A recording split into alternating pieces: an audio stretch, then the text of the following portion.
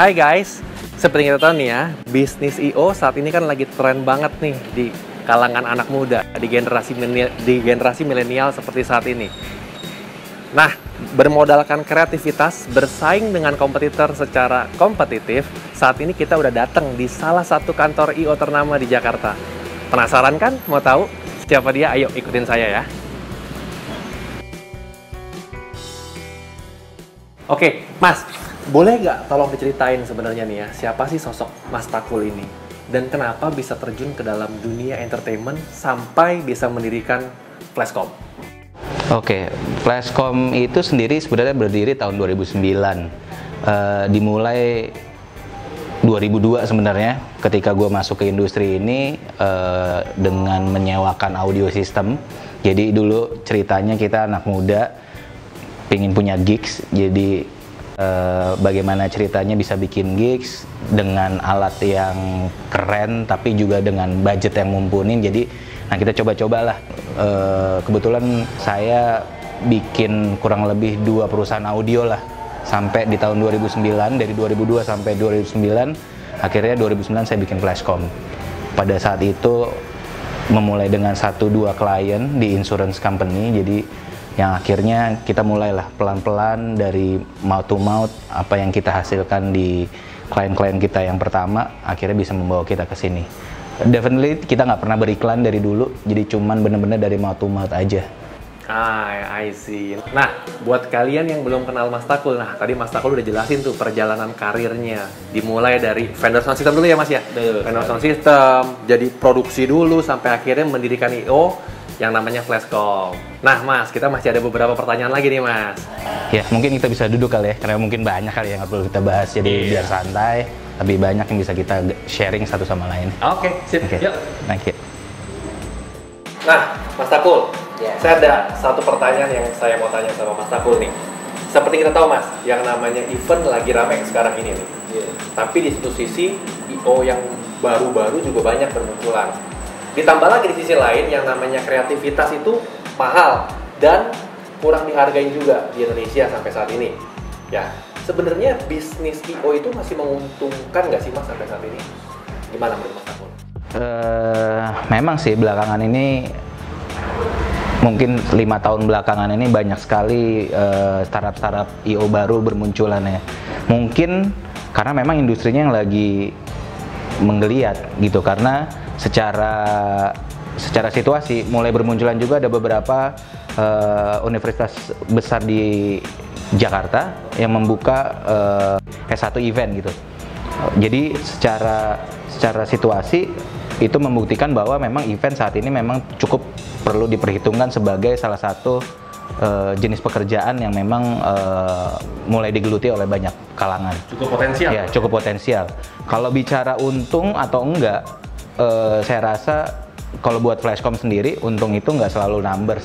Jadi networking, kemudian juga friendship, kemudian juga happiness dari klien yang selalu kita dapetin pada saat kita menyelesaikan pekerjaan dengan baik, itu adalah keuntungan utama dari apa yang kita lakuin pada saat kita berkarya di setiap event yang kita kerjain gitu. Jadi pastilah namanya berbisnis, kalau misalnya nggak untung, pasti bisnisnya nggak akan berjalan dengan baik. Tapi kalau selesai menjalankan apa yang kita karyakan, terus kemudian semuanya terbalut dengan sebuah hasil yang maksimal, pastinya itu akan bikin kita jadi merasa lebih baik lagi. Dan bikin orang senyum tuh mungkin ya jadi salah satu KPI kita kali ya di Flashcom. Ya. Berarti kurang lebih hampir sama nih Mas nih. Kita ada di kaki yang sama, karena di kita pun juga sama, bahwa memang sekali lagi numbers penting, profit itu penting ya. Buat apa kita setup bisnis kalau ternyata memang nggak profit. Tapi memang di satu sisi ya, it's all not just about numbers ya. Ada client happiness, ada networking, ada friendship, mungkin ada long term relation yang masih itu juga penting. Ya kita hampir sama lah prinsipnya Mas. Nah, sekarang gini, Mas Takul ada pengalaman nggak di brief sama klien dari A sampai Z? Misalkan saya katakanlah ketika dia mau bikin sebuah event, dia brief, saya maunya ini. Mas Takul udah bikin nih, udah bikin konsepnya yang keren, yang wah, yang glamor katakanlah. Tapi at the end of the day, lagi-lagi aduh budgetnya nggak segini nih, lagi-lagi begitu. Nah ini juga banyak nih dikeluhin sama teman-teman kita yang lain di industri yang sama. Nah, gimana cara Mas Takul menghadapi permasalahan seperti itu? So far kalau macem-macem brief yang kayak gitu sih sering kita ngalamin. Jadi belakangan ini pun pernah. Dalam arti gini, ada klien langsung prinsipal yang memang memberikan brief tapi konteksnya nggak jelas, ataupun dari beberapa teman yang memberikan brief minta tolong juga akhirnya tidak berujung terhadap suatu project yang berjalan atau apapun itu bentuknya, yang ibaratnya fail lah. Kita bilang missing in action. Kalau konteksnya kayak gitu kita bilang project ini missing in action gitu. Karena apa? Karena kita secara tim ngerjainnya tuh udah penuh dengan berjibaku dengan ya namanya brief pasti more or less 5-7 hari paling lama briefnya datangnya buat kita punya waktu buat ngerjain. Tapi pada saat di hari yang ditentukan sudah kita kerjain, kita susun proposal kreatif yang sesuai dengan yang diharapkan, tapi ujung-ujungnya nggak ada kabar, baik itu dari si pemberi kerja maupun dari penghubung yang kadang memberikan pekerjaan ke kita. Itu sering banget. Nah mungkin kalau buat saya sebagai leader dan saya sebagai muslim, mungkin saya menganggapnya sebuah keikhlasan kali ya. Dalam suatu konteks kita ketemu hal itu, saya harus ikhlas. Tapi mungkin untuk melindungi dari effort tim, mungkin rasanya perlu ada suatu asosiasi yang benar-benar menaungi kita dengan baik. Karena sampai saat ini kayaknya belum ada yang benar-benar peduli benar dengan konteks kreativitas dari zero sampai jadi dan kemudian dilindungi secara baik, terutama untuk konteks pitching atau tender ya. Kalau di luar yang saya tahu bahwa setiap pitching atau setiap tender itu dihargai dengan ada pitching fee lah gitu. Tapi kalau di sini memang belum menjadi kebiasaan di Indonesia. Ada pitching fee? Iya, ada pitching fee setahu kita gitu. Nah, kita pernah di salah satu klien kita pernah diprotes. Hey guys, kita cuma perlu konsep ide gitu. Kita nggak perlu sedetail ini. Tapi ya that's the way Flashcom kasih ide. Dimana ide itu udah jelas dari A sampai Z, implementasinya seperti apa, yaitu sebuah konsep. Itu versi kita, dalam artian kalau misalnya klien cuma minta umbrella aja, terkadang kita nggak mau kasih yang umbrellanya aja gitu, yang tidak bisa diimplementasiin. Jadi kita udah kasih detail sampai A sampai Z itu udah detail, kurang lebih gitu. Tapi kalau menurut Mas Takul gini, apakah dari Flashcom juga ada strategi gimana caranya menghadirkan konsep yang keren, tapi di satu sisi secara budget juga masih affordable buat si customer? Konsep keren itu mutlak buat Flashcom, mutlak. Even pun kayak ada yang belanja kita let's say dari 50 perak lah ya sampai MM-an gitu, klien punya plafon budget gitu. Tapi kalau bicara ide keren itu mutlak, karena Flashcom itu keren. Jadi dari awal kita harus bilang bahwa semua apa yang kita lakuin bersama Flashcom itu keren gitu. Nah, itu yang kita bawa juga ke klien, bahwa terkadang klien selalu bilang, tapi budgetnya kita nggak punya banyak ya, punya segitu. Nggak apa-apa, percayain ke kita. Tetap dikerjain? Kita kerjain, kita bikin keren. Itu ada beberapa terjadi ya di beberapa klien yang new klien yang tadinya cukup sulit membuat sesuatu yang keren dengan budgeting yang sebuah nilai X gitu, tapi kita coba educate mereka, walaupun pertama sulit, tapi akhirnya itu akan membuat mereka sadar akhirnya untuk bikin sesuatu yang keren, akhirnya mereka mau tambahin budgetnya. Itulah salah satu strateginya. Berarti memang itu part edukasi dari Flashcom untuk klien ya sebenarnya ya. Oke. Nah, Mas Takul, gini. Sekarang kita akan masuk mengenai yang tadi namanya konsep sama kreativitas. Ini juga beberapa problem sebenarnya yang dihadapin sama teman-teman nih. Sebenarnya kalau lagi-lagi di luar negeri ya, kita ngomong di Indonesia, lagi luar negeri adalah namanya kalau konsep sama kreativitas itu ada intellectual property dan itu harus dilindungi ya sebenarnya ya. Nah, seperti kita tahu di Indonesia ini banyak sekali, kalau saya katakanlah konsep kita udah present, kreativitas semua udah di present nih, udah pas lagi tender sama klien gitu ya, pas di pitching ternyata kalah. Nah, tapi yang namanya ide atau konsep tersebut malah dipakai sama kompetitor gitu loh. Nah, menurut Mas Takul atau nggak Mas Takul pernah ngalamin nggak sih masalah seperti itu?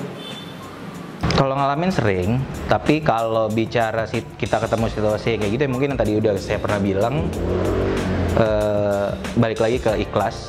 Karena pada saat sebuah konsep udah kita susun dalam satu deck proposal, dan kebetulan memang Flashcom kalau bikin deck itu cukup lengkap, jadi kasarnya udah bisa menjadi manual book lah ya bahasanya gitu. Tapi itu yang membuat kita yakin bahwa rezeki itu nggak akan ketukar. Jadi walaupun ada beberapa pihak yang mungkin kurang bertanggung jawab mau mengkondisikan konsep kita untuk diakui sebagai konsepnya mereka, ya biarkan aja. Tapi toh hasil akhirnya belum tentu sekeren yang kita bikin. Nah itu kuncinya. Mungkin orang bisa bikin satu bentuk segitiga dengan bentuk segitiga yang sama, tapi untuk orang bisa amazed dengan segitiga yang dibikin sama Flashcom itu yang berbeda. Nah, benar. Saya juga jadi ingat teman saya pernah ngasih insight seperti itu, kata gini, ide itu cuma 10% dia bilang katanya. Tapi bagaimana how kita execute sebuah ide tersebut itu 90% nilainya ya Mas ya. Betul. Oke. Nah, Mas, kalau dari pandangan saya pribadi nih, Flashcom, setahu saya sih eventnya nggak ada habisnya nih Mas. Ada aja eventnya terus nih. Ada kecil ya Mas. Bisa aja. Nah, sekarang jadi pertanyaan gini, gimana caranya Flashcom kok bisa survive, dan nggak cuma survive loh, tapi bisa stand out di kompetisi ini? Apa sih rahasianya Mas? Secret resepinya apa? Rahasia sih yang pasti saat ini kita punya satu moto, yaitu event is our battlefield. Berarti medan perang nih. Jadi pada saat kita perang, kita perlu strategi yang betul-betul bisa untuk mengalahkan musuh atau bisa memenangkan sebuah pertempuran. Jadi kita biasanya memulai segala sesuatunya dengan research dulu. Jadi dalam konteks kita mengidentifikasi segala sesuatunya, kita research dulu, mulai dari obstacle-nya seperti apa, kemudian type of client, kemudian venue obstacle-nya seperti apa, and then KPI apa aja. Dari situ kemudian baru kita ramu, kita cari solusi, brainstorm bareng-bareng. Dan ini mulai dari tim kreatif, kemudian tim produksi, kemudian juga tim floor, dan kemudian tim show. Kemudian kita jadiin satu hasil, dalam satu hasil brainstorm yang kita ramu dalam satu konsep. Nah, kalau boleh pengen ya, maksudnya aku selalu menganalogikan dalam konteks kita kerja tuh kayak kita pengen kayak Navy Seal atau kayak Kopassus gitu. Oh, Kopassus. Iya, jadi one shot one kill gitu. Jadi kalau misalnya kita punya strategi itu, kalau bisa secepat mungkin, seefektif mungkin, dan juga semaksimal mungkin. I see. Karena tadi udah Mas Takul singgung soal battlefield, singgung soal tim. Nah, pertanyaan saya agak singgung soal ini. Mas Takul pilih Justice League atau Avengers? Avengers, sama saya juga dengan Avengers. Nah, maksudnya gini, no one is superhero. Bahkan superhero sekarang ini aja lagi bikin tim nih untuk melawan penjahat-penjahat atau ngelawan yang lain lah gitu lah ya. Nah, menurut Mas Takul, peranan tim yang ada sekarang ini untuk Flashcom itu seperti apa? Dan bagaimana perjalanan Mas Takul nih create tim tersebut bisa ada sampai dengan saat ini? Tim menurut saya paling penting. Sepanjang perjalanan, kalau boleh saya hitung, udah ada 29 kali kita berganti tim, Mas. 29 kali kita berganti tim. Dari pertama tahun 2009 Flashcom dibikin. Jadi, karena saya ngitungin ya, maksudnya berapa kali saya berganti di backstep, kemudian juga harus nge-reworks lagi timnya segala macam. Itu benar-benar perjalanan yang paling melelahkan, yaitu teamwork itu paling melelahkan. Karena nggak gampang bikin satu tim yang baik, dimana semuanya sadar bahwa rasa tanggung jawab itu menjadi bagian penting, dan berkomunikasi menjadi salah satu tanggung jawab yang paling penting untuk bisa semuanya berjalan dengan baik. Dan mungkin tim itu ada, tapi belum tentu mereka balik lagi tadi punya rasa tanggung jawab yang sama, berkomunikasi dengan baik. Dan rata-rata sebuah tim itu bisa nggak jalan atau nggak berjalan dengan baik itu cuma gara-gara dua hal itu, rasa tanggung jawab sama komunikasi. Tapi saya nggak pernah capek buat mengkondisikan itu semua sampai akhirnya kita punya tim yang sekarang yang alhamdulillah cukup solid. Ya mungkin Mas Arthur bisa ngerasain berapa kali kerja bareng sama kita, dari konsep kemudian eksekusi, ya kita bisa hasil lah yang terbaik lah saat ini. Walaupun masih banyak mimpi-mimpi lain yang memang harus kita raih untuk type of project ya. Tapi itu masalah waktu dan masalah rezeki, saya rasa yang bisa kita dapetin lah di hari depan nanti. Nah, gitu. Pas nih ngomongin soal mimpi. Mimpi Flashcom apa Mas? Mimpi Flashcom yang paling ingin diwujudkan adalah perusahaan ini bisa long lasting, bermanfaat untuk orang banyak. Karena itu mimpi dari awal yang sampai saat ini masih kami pertahankan. Dan kita percaya bahwa industri event ini, bisnis event ini memang sangat bermanfaat orang banyak. Mungkin kita cuma ber-20 basic in-house-nya, tapi bayangin pada saat kita lagi eksekusi event, bisa ratusan dan ribuan orang yang kita libatin. Mas Takul, ada nggak mimpinya Mas Takul terhadap Flashcom, let's say katakanlah 3 tahun lagi ke depan, mau dibawa kemana Flashcom? Mungkin saya pernah cerita waktu itu sama Mas Arthur waktu kita lagi ngopi, saya pingin Flashcom going global. Nah, mungkin target kita dari Flashcom sendiri, after kita bisa ya paling nggak jadi market leader lah ya di negara kita sendiri gitu, 2020 lah kita bisa expand keluar. 2020 means 2 tahun lagi ya Mas? Harus, karena kalau nggak 2 tahun lagi kita ketinggalan. Nah Mas, kalau udah going global jangan lupa Mas diajarin juga ke saya juga mau belajar nih. Sama-sama Mas, sama-sama. Nah Mas, tapi gini, kalau ngomongin going global, plannya gimana caranya bisa going global dalam waktu 2 tahun ke depan? Mungkin bisa di-share sedikit atau enggak, ada prinsip-prinsip nggak sih yang sebenarnya yang harus dipertahankan sama Flashcom nih? Maksudkan kalau nanti misalkan let's say ya memang jadi going global gitu, prinsip apa yang harus dipertahankan? So far paling tinggi adalah profesionalisme, disiplin, komunikasi yang baik. Karena pada saat kita bicara going global, problem utama adalah bahasa. Bahasa itu harus bisa menjadi jembatan komunikasi, baik itu antara klien maupun nanti kita dengan internal kita sendiri, baik itu di Indonesia maupun di luar Indonesia.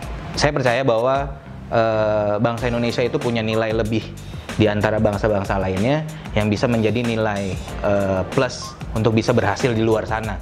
Dan itu yang perlu kita pertahankan, di mana dibungkus tadi dengan disiplin yang baik, attitude, kemudian juga komunikasi yang baik, dan semangat tidak mau berhenti untuk belajar. Karena berdasarkan hal tadi tersebut, kalau misalnya kita terapin ditambah nilai-nilai lokal yang kita milikin tuh bisa jadi suatu hal yang super power, bisa untuk kita survive di dunia global. Kayaknya udah siap nih. Harus siap. Harus siap ya. I see. Nah Mas, gini, seperti kita tahu yang namanya event ini ada namanya last minute deal, ada lagi last minute revision. Sebenarnya pertanyaan ini lebih ke arah kita personal di atur tekniknya. Menurut Mas Takul, apakah atur teknik bisa menjawab nggak tantangan-tantangan itu tuh?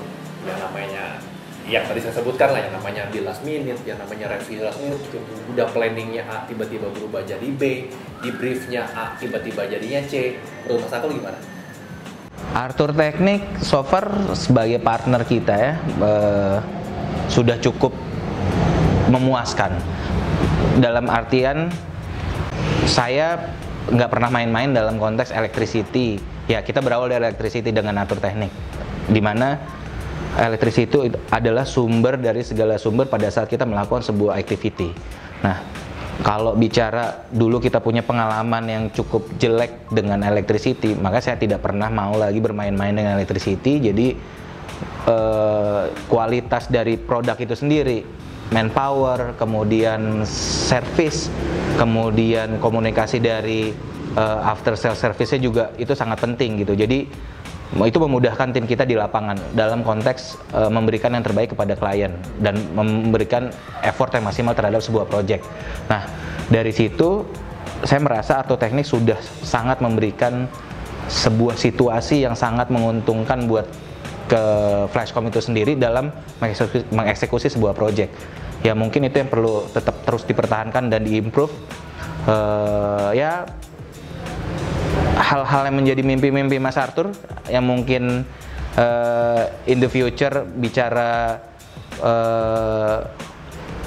perkembangan teknologi electricity dan juga technical lainnya itu perlu terus dikembangkan Mas, biar Arthur Teknik juga makin terus bisa memberikan servis yang terbaik buat partner-partnernya. Thank you Mas.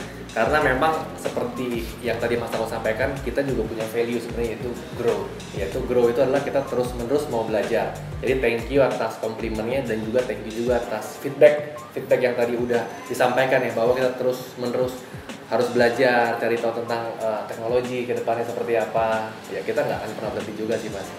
Oke. Nah, Mas Takul, kita ada sedikit award nih Mas Takul nih untuk Flashcom nih. Nah, jadi sebenarnya kalau kita boleh jelasin ya Mas ya, ini adalah electric shock. Kenapa electric shock? Karena memang semua bisnis kita ya memang semua dialiri oleh listrik. Seperti itulah simpelnya lah. Dan terus ini ada winner, ini kategori adalah The Energizer Bunny. Kenapa kita kasih kategori ini untuk Flashcom? Karena seperti tadi saya bilang, semangatnya Flashcom, eventnya yang terus-menerus ada, yang nggak berhenti-berhenti. Saya rasa Flashcom memang layak lah jadi pemenang inilah. Wah, terima kasih. Saya terima dengan baik. Sama-sama. Saya bangga bisa terima ini dari Arthur Teknik. Sama-sama Mas. Nah Mas Takul, sebelum kita tutup diskusinya pada siang hari ini, saya punya satu pertanyaan terakhir nih Mas. Apa sih visi atau enggak apa harapannya Flashcom untuk industri entertainment, terutama di Indonesia Mas? Yang pasti untuk industri entertainment, karena kita zaman juga berubah dan teknologi juga berkembang, kita di industri ini bisa ngikutin perkembangan dan juga pertumbuhannya secara global. Karena kalau misalnya segala sesuatunya bisa berevolusi dengan baik, yang pasti nanti secara nilai ekonomis juga akan saling menguntungkan satu sama lain. Dan yang pasti pada saat nanti itu sudah menguntungkan, segala sesuatunya bisa balik lagi nanti ke industrinya. Jadi akhirnya semua memberikan effort yang maksimal satu sama lain. Dan kalau boleh bicara, mungkin ide-ide kreatif juga yang kayak Mas Arthur sekarang lakukan dengan memberikan kita awards, mungkin itu adalah salah satu perkembangan juga yang mungkin harus dikembangkan juga oleh pelaku industri kreatif yang lain. Mungkin saya sendiri juga nanti mungkin gantian akan memberikan award kepada Mas Arthur gitu. Tapi saya sangat mengapresiasi Electric Shock Award ini, sebuah terobosan yang cukup unik, kreatif, yang mungkin belum pernah dilakukan beberapa teman-teman yang lain, dan Mas Arthur sudah berani melakukan ini. Saya cukup bangga. Kebetulan ini hadiah terbaik karena mungkin minggu ini bertepatan dengan ulang tahun saya juga, jadi ya jadi kado terbaik juga buat saya. Gitu. Terima kasih banyak. Terima kasih atas kepercayaan sekali lagi.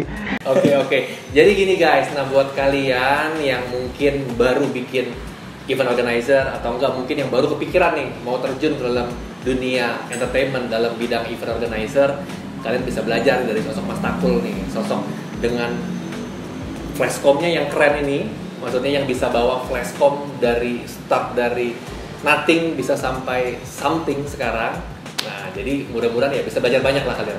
Gitu loh. Oke, Mas Takul sekali lagi saya ucapkan sorry, selamat ulang tahun tadi yang terlambat. Saya doakan semoga Mas Takul dan Flashcom-nya bisa makin sukses dan bisa going global in 2020.